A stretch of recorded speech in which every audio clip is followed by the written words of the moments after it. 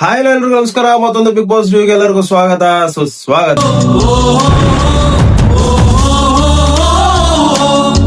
So ಇವತ್ತಿನ episode ಶುರು ಮಾಡೋಣ ಬನ್ನಿ. ಇವತ್ತಿನ ಎಪಿಸೋಡ್ ಶುರು ಮಾಡೋಕ್ಕಿಂತ ಮುಂಚೆ ಒಂದ್ ದೊಡ್ಡಪ್ಪ ಚಿಕ್ಕಪ್ಪನ ಕತೆ ಹೇಳ್ತೀನಿ, ಕೇಳ್ಕೊ ಬನ್ನಿ. ನಮ್ ಚಿಕ್ಕಪ್ಪನ ಮಗ ದೊಡ್ಡ ಕುಡ್ಕ. ಅವನೇನ್ ಮಾಡ್ತಾನೆ, ಕುಡ್ತಾ ಬಿಡ್ಸೋಕೋಸ್ಕರ ಅವನ ದೊಡ್ಡಪ್ಪನ ಮನೆಗೆ ಹಾಕ್ತಾನೆ. ದೊಡ್ಡಪ್ಪನ ಮನೆಗೆ ಹಾಕ್ಬಿಟ್ಟು ಹೇಗಾದ್ರೂ ಮಾಡಿ ಅವನಿಗೆ ಕುಡ್ತಾ ಬಿಡಿಸಿ ಅವ್ನ ಹೊರಗಡೆ ಬಂದ್ಮೇಲೆ ಒಂದು ಮದ್ವೆ ಮಾಡೋಣ, ಒಂದು ಹೆಣ್ಣು ನೋಡಿ ಅಂತ ಡಿಸೈಡ್ ಮಾಡ್ತಾನೆ. ಸೊ ಆಯ್ತು ಅಂದ್ಬಿಟ್ಟು ದೊಡ್ಡಪ್ಪನ ಮನೆನೇ ಒಂದು ರಿಹ್ಯಾಬ್ ಸೆಂಟರ್ ತರ ಫೀಲ್ ಮಾಡ್ಬಿಟ್ಟು ದೊಡ್ಡಪ್ಪನ ಮನೆಗೆ ಹಾಕ್ತಾನೆ.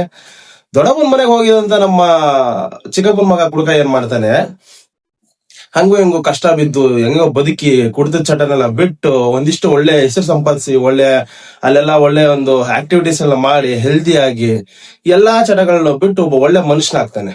ಅಲ್ಲಿ ಆ ಪ್ರೋಸೆಸ್ ಅಲ್ಲಿ ಇಬ್ರು ಹೆಣ್ಮಕ್ಳನ್ನ ಯೂಸ್ ಮಾಡ್ಕೊತಾನೆ. ಒಬ್ರನ್ನ ಗೆಳತಿ ಅಂತ, ಇನ್ನೊಬ್ರನ್ನ ತಂಗಿ ಅಂತ. ಹಂಗು ಹಿಂಗು ಮಾಡಿ ಅತ್ಯದ್ಭುತವಾದ 5 ವ್ಯಕ್ತಿಗಳು ಬಂದಿರ್ತಾರಲ್ಲ ರಿಹ್ಯಾಬ್ಗೆ, ಅದ್ರಲ್ಲಿ ಇವನು ಒಬ್ಬ ಆಗಿ ಹೊರಗಡೆ ಹೊಮ್ತಾನೆ. ಸೊ ಅಲ್ಲಿಂದ ಹೊರಗಡೆ ಬರ್ತಾನೆ. ಇವಾಗ ಏನಾಗುತ್ತೆ, ದೊಡ್ಡಪ್ಪನ ಮನೆಗೆ ಬೇರೆ ಅಂದ್ರೆ ಅವರ ಸುತ್ತಮುತ್ತ ಇರುವಂತ ಮಕ್ಳುಗಳು ಅವ್ರು ಇವರೆಲ್ಲ ಸೇರಿ ಒಂದು 18 ಜನ ಹೋಗ್ತಾರೆ. ಅದ್ರಲ್ಲಿ ಒಂದು 6 ಜನ ಹೊರಗಡೆ ಹೋಗ್ತಾರೆ, ಇಲ್ಲಿ ಇರೋದಕ್ಕೆ ಯೋಗ್ಯತೆ ಇಲ್ಲ ಅಂತ. ಸೊ ಫೈನಲ್ ಒಂದು 12-13 ಜನ ಉಳ್ಕೊಂಡಿರ್ತಾರೆ. ಅದ್ರಲ್ಲಿ ಒಬ್ಬ ತುಂಬಾ ಬ್ರಿಲಿಯಂಟ್ ಸ್ಟೂಡೆಂಟ್ ಬೇರೆ ಇರ್ತಾನೆ. ಅವನ ಬಗ್ಗೆ ಆಮೇಲೆ ಮಾತಾಡುವ. ಇದೀರ್ಗ ಏನಾಗುತ್ತೆ, ಇಲ್ಲಿ ಕುಡ್ತಾ ಎಲ್ಲ ಬಿಟ್ಟು ಒಳ್ಳೆ ಹೆಸರು ಸಂಪಾದನೆ ಮಾಡ್ಕೊಂಡು ಹೋಗಿದ್ದಲ್ಲ ನಮ್ ಚಿಕ್ಕಪ್ಪನ ಮಗ, ಅವ್ನಿಗೆ ಒಂದ್ ಮದ್ವೆ ಸೆಟ್ ಆಗುತ್ತೆ. ಮದ್ವೆ ಸೆಟ್ ಆಗಿದ್ದಕ್ಕೆ ಚಿಕ್ಕಪ್ಪ ಏನ್ ಮಾಡ್ತಾನೆ, ಖುಷಿಯಾಗಿ ದೊಡ್ಡಪ್ಪ ಏನ್ ಮಾಡ್ತಾನೆ, ನಮ್ ಮನೆಗ್ ಬಂದ್ಬಿಟ್ಟು ಆಚರಿಸ್ಕೊಂಡು ಹೋಗು ನಿನ್ನ ಬ್ಯಾಚುಲರ್ ಪಾರ್ಟಿನ ಅಂತ ಕರೀತಾನೆ. ಖುಷಿಯಿಂದ ಚಿಕ್ಕಪ್ಪನ ಮಗ ಏನ್ ಮಾಡ್ತಾನೆ, ನಂದು ಬ್ಯಾಚುಲರ್ ಪಾರ್ಟಿ ನಮ್ ದೊಡ್ಡಪ್ಪನ ಮನೇಲಿ ಆಚರಿಸೋಣ, ನಮ್ ದೊಡ್ಡಪ್ಪನ ಮನೆ ತುಂಬಾ ಇಷ್ಟ, ಅದು ನನಗೆ ಜೀವನ ಕಟ್ಕೊಟ್ಟಿದೆ, ನಮ್ ಕುಡ್ತಾನೆ ಬಿಡಿಸಿದೆ ಅಂದ್ಬಿಟ್ಟು ಏನ್ ಮಾಡ್ತಾನೆ, ದೊಡ್ಡಪ್ಪನ ಮನೆಗೆ ಹೋಗ್ತಾನೆ. ದೊಡ್ಡಪ್ಪನ ಮನೆಗೆ ಆದ್ರೆ ಈ ಸತಿ ಒಂದೇ ಏನಪ್ಪಾ ಅಂದ್ರೆ, ಹೋದ್ ಸತಿ ಅವನು ಚಿಕ್ಕಪ್ಪನ ಮಗ ಒಂದು ರಿಲೇಷನ್ ಅಲ್ಲಿ ಹೋಗಿದ್ದ ದೊಡ್ಡಪ್ಪನ ಮನೆಗೆ. ಬಟ್ ಈ ಸತಿ ಏನತ್ರ ಅಂದ್ರೆ ಒಂದು ಅತಿಥಿಯಾಗಿ ಹೋಗ್ತಾನೆ. ಯಾಕಂದ್ರೆ ಆಲ್ರೆಡಿ ದೊಡ್ಡಪ್ಪನ ಮನೆ ಫಿಲ್ ಆಗ್ಬಿಟ್ಟಿರ್ತದಲ್ವಾ, ಅಲ್ಲಿ ಜಾಗ ಇರಲ್ಲ. ಅತಿಥಿಯಾಗಿ ಹೋಗ್ತಾನೆ. ಅತಿಥಿಯಾಗಿ ಹೋದವನು ಹೇಗ್ ನಡ್ಕೋಬೇಕು, ಅತಿಥಿಯಾಗಿ ನಡ್ಕೋಬೇಕು. ಅತಿಯಾಗಿ ನಡ್ಕೊಂಡ್ರೆ ಏನಾಗುತ್ತೆ, ಅಲ್ಲಿರೋರು ತಿಥಿಗಳು ಮಾಡ್ಬಿಡ್ತಾರೆ. ಸಿಂಪಲ್ ಅಲ್ವಾ? ಸೊ ಈ ಸತಿ ಹೋಗ್ತಾನೆ. ಹೋದಾಗ ಅತಿಥಿಯಾಗಿ ತುಂಬಾ ಅತಿಯಾಗಿ ಆಡಕ್ ಸ್ಟಾರ್ಟ್ ಮಾಡ್ತಾನೆ. ಚೇರ್ಗಳನ್ನ ಎತ್ತಿಸಿತಾನೆ, ನೀರ್ ಚೆಲ್ತಾನೆ, ಟೀ ಚೆಲ್ತಾನೆ, ಹೋಗಲೋ ಬಾರಲೋ ಅಂತಾನೆ, ತಗುಡು ಅಂತಾನೆ, ಹುಚ್ಚ ಅಂತಾನೆ, ನಾಯಿ ಅಂತಾನೆ, ಆಲೂಗಡೆ ತಿರುಗ್ತಾನೆ, ಬಾಯಿಗೆ ಬಂದಿದ್ ಮಾತಾಡ್ತಾನೆ, ಘಟ ಬಳಸಿಸ್ತಾನೆ, ಸೀರೆ ಉಡಿಸಿಸ್ತಾನೆ, ತುಂಬಾನೇ ಪರ್ಸನಲ್ ಟಾಂಟ್ಗಳು ಮಾಡ್ತಾನೆ. ಬರ್ತಿದ್ದಂಗೆ ಲಗೇಜ್ ಎತ್ಕೊಂಡ್ ಬಾರಲೇ ಅಂತಾನೆ. ಸೊ ಇದನ್ನೆಲ್ಲಾ ಕೇಳಿ ನಿಮ್ಗೆ ಆವಾಗ್ಲೇ ಹೇಳಿದ್ದೆ, ಅಲ್ಲೊಬ್ಬ ಬ್ರಿಲಿಯಂಟ್ ಹುಡುಗ ಇದ್ದ ಅಂತ. ಬ್ರಿಲಿಯಂಟ್ ಹುಡುಗ ಏನ್ ಮಾಡ್ತಾನೆ, ಟ್ರಿಗರ್ ಆಗ್ತಾನೆ.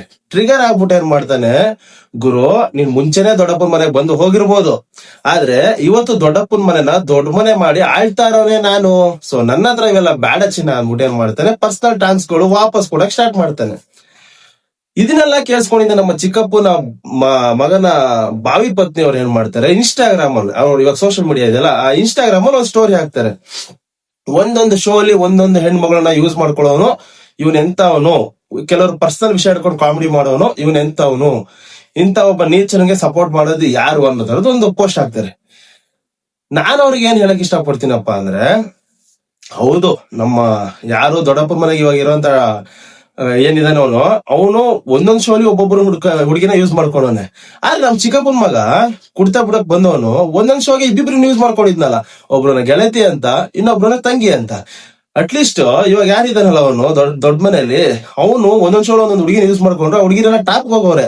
ನಮ್ ಚಿಕ್ಕಪ್ಪನ ಮಗನ ಹುಡುಗಿರು ಪಾಪ ಮೂಲಕ್ಕೆ ಸೇರಿಸ್ಬಿಟ್ಟ, ಅರ್ಧಕ್ಕೆ ಒಬ್ರು ನೋಡ್ಸ್ಬಿಟ್ಟ, ಗೆಳತಿ ಗೆಳತಿ ಅಂತ ಹೇಳ್ಬಿಟ್ಟು, ಇನ್ನೊಬ್ರನ್ನ ತಂಗಿ ತಂಗಿ ಅಂತ ಹೇಳ್ಬಿಟ್ಟು ನೆಗೆಟಿವ್ ಮಾಡಾಕ್ಬಿಟ್ಟ ಒಂದ್ ಸ್ವಲ್ಪ ದಿನ.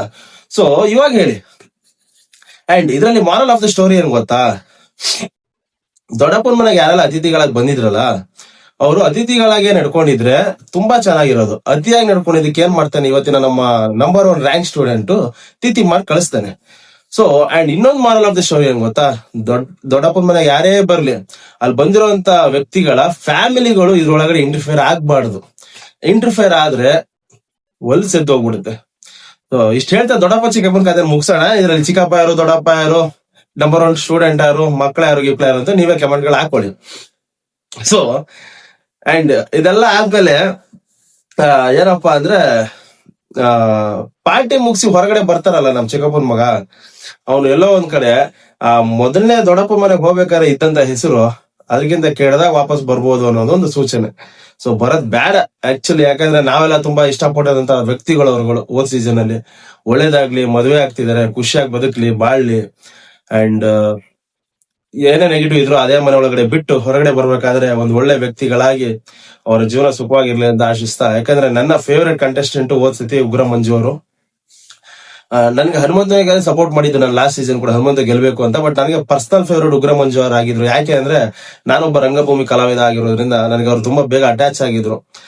ಫಸ್ಟ್ ಸ್ಟಾರ್ಟಿಂಗ್ ಅಲ್ಲಿ ಒಂದು ಸಾಂಗ್ ಹಾಡಿದಾಗಲೇ ನನಗೆ ಅವ್ರು ತುಂಬಾ ಇಷ್ಟ ಆಗಿದ್ರು. ಸೊ ಹಾಗಾಗಿ ಅವ್ರಿಗೆ ಒಳ್ಳೇದೇ ಆಗ್ಲಿ, ಜೀವನ ಪೂರ್ತಿ ಚೆನ್ನಾಗಿರ್ಲಿ, ಒಳ್ಳೆ ಕಲಾವಿದ್ರು, ಹೊರಗಡೆ ಒಂದು ಒಳ್ಳೆ ಹೆಸರು ಮಾಡ್ಲಿ ಅಂತ ಆಶಿಸ್ತಾ ದೊಡ್ಡಪ್ಪ ಚಿಕ್ಕಮ್ಮನ ಕತೆ ನಾಳೆ ಮುಗಿಸೋಣ. ಸೊ ನಿನ್ನೆ ಎಪಿಸೋಡಿಗೆ ಬರೋಣ ಬನ್ನಿ. ನಿನ್ನೆ ಎಪಿಸೋಡ್ ಅಲ್ಲಿ ಈ ಊಟದ ವಿಚಾರ ಬಿಟ್ಬಿಡೋಣ. ಆಲ್ರೆಡಿ ಕತೆ ಮುಖಾಂತರ ಹೇಳಿದೀನಿ.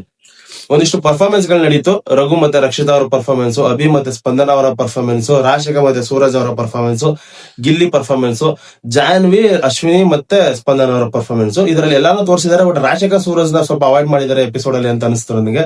ಆಕ್ಚುಲಿ ಅವ್ರ ಪರ್ಫಾರ್ಮೆನ್ಸ್ ಕೂಡ ತುಂಬಾ ಚೆನ್ನಾಗಿತ್ತು. ಅಂಡ್ ಸ್ಪಂದನದು ಎಲ್ಲಾನು ಟೆಲಿಕಾಸ್ಟ್ ಮಾಡಿದ್ದಾರೆ. ಯಾಕೆ ಅಂತ ಗೊತ್ತಾಗ್ಲಿಲ್ಲ ನನಗೆ. ಸ್ಪಂದನ ಹೂ ಅಂದಿದ್ದು ಸೇರ್ಸಿ ಟೆಲಿಕಾಸ್ಟ್ ಮಾಡಿದ್ದಾರೆ. ಬಟ್ ಬೇರೆಯವ್ರದೆಲ್ಲ ಕಟ್ ಮಾಡಿದ್ದಾರೆ. ಯಾಕೆ ಅಂತ ಗೊತ್ತಿಲ್ಲ. ಅಂಡ್ ನಮ್ಮ ಗಿಲ್ಲಿ ಸ್ಪೂಫ್ ಹೇಗಿತ್ತು ಮುಂಗಾರು ಮಳೆ ಮತ್ತೆ KGF ಡೈಲಾಗ್ ಅಂತ ಕಮೆಂಟ್ ಮಾಡಿ. ನನ್ಗಂದ್ರೆ ಸುಖ ಆದ್ರೆ ಅದಕ್ಕೆ ಟ್ರೂ ಎಂಟರ್ಟೈನರ್ ಅಂತ ಶಿವಣ್ಣ ಅದಕ್ಕೆ ಹೇಳಿಲ್ಲ, ಟ್ರೂ ಹಾನೆಸ್ಟ್ ಎಂಟರ್ಟೈನರ್ ಅವನು ಅಂತ. ಸಖತ್ತಾಗಿ ಸ್ಪಾಟ್ ಅಲ್ಲಿ ಇಂಪ್ರೂವೈಸೇಷನ್ ಮಾಡಿ ಯಾರು ನಿಮ್ಮನ್ನೆಲ್ಲ ತೆಗಳಿದ್ರು ಅವ್ರ ಕೈಲಿ ಕೊನೆಗೆ 50 ಪಾಯಿಂಟ್ಸ್ ಇಸ್ಕೊಬಿಟ್ಟ ಅವನು. ಸೊ ಸಿಕ್ಕಾಬಿಟ್ಟು ಎಂಟರ್ಟೈನಿಂಗ್ ಆಗಿತ್ತು. ಅಂಡ್ ಅವ್ನಿಗೆ ಘಟ ಬೋಳ್ಸಿದ್ರು, ಅದಾದ್ಮೇಲೆ ಹುಡುಗಿ ವೇಷ ಹಾಕ್ಸಿದ್ರು. ಒಂದ್ ಲೆಕ್ಕಕ್ಕೆ ಓಕೆ. ಬಟ್ ಅದೇ ಅದ್ ಬಿಡಿ, ಅದನ್ನ ಕಥೆಯಲ್ಲಿ ಎಲ್ಲಾನು ಕವರ್ ಮಾಡಿದೆ ಅನ್ಕೋತೀನಿ ನಾನು. ಬಟ್ ತುಂಬಾ ಎಂಟರ್ಟೈನಿಂಗ್ ಅಂತೂ ಇತ್ತು ಎಪಿಸೋಡ್. ಅಂಡ್ ಅದಾದ್ಮೇಲೆ ಅಶ್ವಿನಿ ಗೌಡ ಒಂದು ಕನ್ನಡದ ಸಾಂಗ್ ಹೇಳಿದ್ರು, ತುಂಬಾ ಚೆನ್ನಾಗಿತ್ತು. ಅವ್ರ ವಾಯ್ಸ್ ಚೆನ್ನಾಗಿಲ್ಲ, ಅಂದ್ರೆ ಹಾಡಕ್ಕೆ ಸೂಕ್ತವಾಗಿಲ್ಲ, ಬಟ್ ಆ ಲೈನ್ಸ್ ಗಳು ತುಂಬಾ ಚೆನ್ನಾಗಿತ್ತು. ಅಂಡ್ ರಘು ಅವ್ರದ್ದು ಅಪ್ಪನ್ ಕ್ಯಾರೆಕ್ಟರ್ ನನಗೆ ಸಿಕ್ಕಾಪಟ್ಟೆ ಇಷ್ಟ ಆಯ್ತು. ಆ ದೈತ್ಯ ಬಾಡಿ, ಕಣ್ಣಲ್ಲಿ ನೀರು ನೋಡಕ್ಕೆ ಸ್ವಲ್ಪ ಹಿಂಸೆ ಅನ್ಸುತ್ತೆ ನನಗೆ. ಅಂಡ್ ಅದಾದ್ಮೇಲೆ ಪಾಯಿಂಟ್ಸ್ ಡಿಸ್ಟ್ರಿಬ್ಯೂಷನ್ ಅಂತ ಬಂದಾಗ ಅಭಿ ಅವ್ರು ಎಲ್ಲೋ ಒಂದ್ ಕಡೆ ಅನ್ಫೇರ್ ಆಗಿದ್ರು ಅಂತ ಅನಿಸ್ತು ನನಗೆ. ಯಾಕಂದ್ರೆ ಪಾಯಿಂಟ್ಸ್ ಡಿಸ್ಟ್ರಿಬ್ಯೂಷನ್ ಕರೆಕ್ಟ್ ಆಗಿ ಮಾಡಿದ್ರು ಅಂತ ಅನಿಸ್ಲಿಲ್ಲ. ಎಲ್ಲೋ ಒಂದ್ ಕಡೆ ಬಯಸ್ಡ್ ಆಗಿ ಅವರ ಫೇವರೇಟ್ ಅವ್ರಿಗೆ ಫೇವರಿಸಮ್ ಮಾಡಿದ್ರು ಅಂತ ಅನಿಸ್ತು ನನಗೆ. ಕಿಚನ್ ಡಿಪಾರ್ಟ್ಮೆಂಟ್ ಅವ್ರಿಗೆ ಎಲ್ಲ ಪಾಯಿಂಟ್ಸ್ ಕೊಡ್ರೆ, ಕಿಚನ್ ಡಿಪಾರ್ಟ್ಮೆಂಟ್ ಅವ್ರು ಕಷ್ಟ ಪಟ್ಟಿದ್ದಾರೆ ಇಲ್ಲ ಅಂತ ಹೇಳ್ತಿಲ್ಲ ನಾನು. ಅದು ಅವ್ರದ್ದು ಒಂದು ಕೆಲಸ ಅಲ್ವಾ.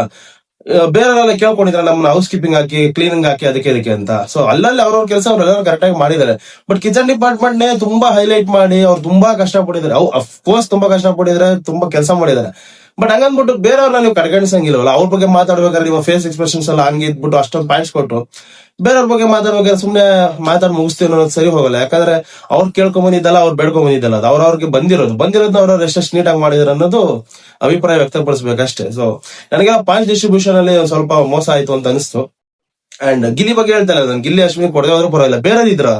ಬೇರೆಯವರೆಲ್ಲ ತುಂಬಾ ಚೆನ್ನಾಗಿ ಕೆಲಸಗಳು ಮಾಡಿದ್ರು. ಮಾಳುಗೆ ತುಂಬಾ ಡಿಸರ್ವ್ ಇದ್ರು. ಅಶ್ವಿನಿ ಪಾಪ ಅಷ್ಟು ವಯಸ್ಸಾಗಿ ಅಷ್ಟು ದೊಡ್ಡ ವ್ಯಕ್ತಿಯಾಗಿ, ಬಿಡಿ ಬಿಗ್ ಬಾಸ್ ಬಂದ ಎಲ್ಲರೂ ಒಂದೇ. ಬಟ್ ಆದ್ರೂ ನನಗೆ ಮೋಕ್ಷಿತ ಅವ್ರ ಕಾಲೆಲ್ಲ ಓದಿದ್ದು ನನಗೆ ತುಂಬಾನೇ ಒಂದ್ ಸ್ವಲ್ಪ ಆಶ್ಚರ್ಯ ಅನಿಸ್ತು. ಅಂಡ್ ಅದೇ ಅವ್ರಿಗೆಲ್ಲ ಇನ್ನೂ ಸ್ವಲ್ಪ ಪಾಯಿಂಟ್ಸ್ ಕೊಡ್ಬೋದಿತ್ತು ಬೇರೆಯವ್ರಿಗೆ. ಅಂಡ್ ತುಂಬಾ ಜನ ಇನ್ನೂ ತುಂಬಾ ಚೆನ್ನಾಗಿ ಕೆಲಸ ಮಾಡಿದ್ರು. ಅಂಡ್ ಕಾವ್ಯಂಗೆ, ರಾಶಿಕಂಗೆ, ಸ್ಪಂದನಗೆ ಡಿಸ್ಟ್ರಿಬ್ಯೂಷನ್ ಅಂತ ಬಂದಾಗ ಎಲ್ಲ ಒಂದ್ ಕಡೆ ಮತ್ತೆ ಫೇವರಿಸಮ್ ಆಯ್ತು ಅಲ್ಲಿ ಅಂತ ಅನಿಸ್ತು ನನಗೆ. ಸೊ ಫೈನಲಿ ಅದಾದ್ಮೇಲೆ ಟಾಸ್ಕ್ ಕೊಡ್ತಾರೆ, ಕ್ಯಾಪ್ಟನ್ಸಿ ಟಾಸ್ಕ್. ಅಭಿ, ಸ್ಪಂದನ, ಸೂರಜ್, ರಘು ಅವರು ಮತ್ತೆ ಧನು ಅವರು ಸೆಲೆಕ್ಟ್ ಆಗಿರ್ತಾರೆ. ಅವ್ರ 5 ಜನ ಅತಿಥಿಗಳ ಮನವೊಲಿಸಬೇಕಾಗಿರುತ್ತೆ. ಸೊ ಒಬ್ಬೊಬ್ರು ಹೊಲಿಸ್ತಾರೆ.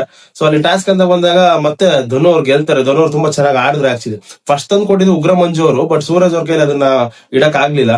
ಬಟ್ ಧನು ಅವರು ತುಂಬಾ ಚೆನ್ನಾಗಿ, ರಘು ಅವ್ರು ತುಂಬಾ ಕ್ಲೋಸ್ ಬಂದಿದ್ರು. ಆಲ್ರೆಡಿ ಎಣಿಸ್ತಾ ಇದ್ರು ಅಶ್ವಿನಿ ಗೌಡ ಅವ್ರು 3 ಎಣಿಸಿದ್ರು, ಇನ್ನೊಂದ್ 2 ಎಣಿಸಿದ್ರು ಮುಗ್ದೋಗಿರೋದು. ರಘು ಅವ್ರು ಆತರ ಬಟ್ ಬಿಡಿಸ್ಕೊಂಡ್ರು. ಸೊ ಫೈನಲಿ ಮಗದೊಮ್ಮೆ 2ನೇ ಬಾರಿ ಕ್ಯಾಪ್ಟನ್ ಆಗಿ ಧನು ಅವ್ರು ಆಯ್ಕೆ ಆಗಿದ್ದಾರೆ. ಅಂಡ್ ಧನು ಅವ್ರು ಒಂದು ಸ್ಟೇಟ್ಮೆಂಟ್ ಕೊಡ್ತಾರೆ. ಹೇಳಿದೆ ಅನ್ಸುತ್ತೆ, ನಾನು ಹೇಳಿದೇನೆಲ್ಲ ಗೊತ್ತಿಲ್ಲ, ನೆನಪಾಗ್ತಿಲ್ಲ ನನಗೆ. ಇನ್ನೊಂದ್ಸತಿ ಹೇಳ್ಬಿಡ್ತೀನಿ ಕೇಳಿ. ಗಿಲ್ಲಿ ಅವರ ಸೊಂಟದ ಬಗ್ಗೆ, ಈ ಸೊಂಟ ನೋಡಿದ್ರೆ 3 ಊಟ ಸೇರಲ್ಲ ಅಂತ. ನಿನ್ ಸೊಂಟಕ್ಕೆ ಮೆಜೆಸ್ಟಿಕ್ ಕಿವ ನಿಂತವ್ರಣ ಇಲ್ಲ ತಾನೆ, ಮಾತುಗಳು ನೆಟ್ಟಿಗಿರ್ಬೇಕಣ್ಣ. ಇದನ್ನ ಹೇಳ್ತಾರೆ ಚೀಪ್ ಕಾಮಿಡಿ ಅಂತ. ಅರ್ಥ ಆಯ್ತಾ? ಬಿಡಿ, ಓಲೆ ಕ್ಯಾಪ್ಟನ್ ಆಗಿದ್ರೆ ಒಳ್ಳೇದಾಗ್ಲಿ, ಚೆನ್ನಾಗಿ ಆಡಿ ಈ ಸತಿ ಚೆನ್ನಾಗಿ ಕ್ಯಾಪ್ಟನ್ಸಿ ನಿಭಾಯಿಸಿ. ಅಂಡ್ ಈ ವಾರ ಮನೆಗೆ ಹೋಗಿ ತುಂಬಾ ಜನ ನಾಮಿನೇಟ್ ಆಗಿದ್ದಾರೆ, ನಿಮ್ಗೆಲ್ಲ ಗೊತ್ತಿದೆ. ನಿಮ್ಗೆ ಯಾರಿಷ್ಟ ಅವ್ರಿಗೆ ವೋಟ್ ಹಾಕಿ ಗೆಲ್ಸಿ ಈ ವಾರ ಅಟ್ಲೀಸ್ಟ್ ಉಳಿಸಿ. ಅಂಡ್ ನನ್ನ ಪ್ರಕಾರ ಗಿಲ್ಲಿ ಯಾವತ್ತು ಉಳ್ಕೋತಾನೆ, ಅದ್ರಲ್ಲಿ ಬೇರೆ ಮಾತಾ ಇಲ್ಲ. ಬಟ್ ಈ ಮೇ ಬಿ ಈ ವಾರ ನನಗೆ ಮಾಡು, ಧ್ರುವಂತು, ಜಾನ್ವಿ ಈ 3ರಲ್ಲಿ ಯಾರಾದ್ರೂ ಒಬ್ರು ಹೋಗ್ಬೋದು. ಅದ್ರಲ್ಲಿ ಇರೋದ್ರಲ್ಲಿ ಮಾಡು ಬಿಟ್ರು ಧ್ರುವಂತು ಮತ್ತೆ ಜಾನ್ವಿನ ಸ್ವಲ್ಪ ನೆಟ್ ಇದೆ, ಯಾರಾದ್ರೂ ಒಬ್ರು ಹೋಗ್ಬೋದು ಅನ್ನೋ ತರ. ಯಾರು ಹೋಗ್ತಾರೆ ಗೊತ್ತಿಲ್ಲ ನಮ್ಗೆ. ನೋಡೋಣ ಈ ವಾರದ ನಿಮ್ಮ ಉತ್ತಮ ಯಾರು, ಈ ವಾರದ ಕಳಪೆ ಯಾರು, ಈ ವಾರದ ಕಿಚ್ಚನ ಚಪ್ಪಾಳೆ ಯಾರಿಗೆ ಸಲ್ಬೇಕು, ಈ ವಾರ ಮನೆಯಿಂದ ಯಾರು ಹೊರಗಡೆ ಹೋಗ್ತಾರೆ, ಯಾರು ಹೋಗ್ಬೇಕು ಅನ್ನೋದನ್ನ ಕಮೆಂಟ್ ಮಾಡಿ. ಅಂಡ್ ದೊಡ್ಡಪ್ಪ ಚಿಕ್ಕಮ್ಮ ಕತೆ ಹೆಂಗಿತ್ತು ಅಂತ ಕಮೆಂಟ್ ಮಾಡಿ. ಸೊ ಇಷ್ಟ ಎಪಿಸೋಡ್ ಮುಗಿಸೋಣ ಇಲ್ಲಿಗೆ. ಓಕೆ, ಸಬ್ಸ್ಕ್ರೈಬ್ ಮಾಡೋಣ ಮರಿಬೇಡಿ. Love you all, signing off, bye.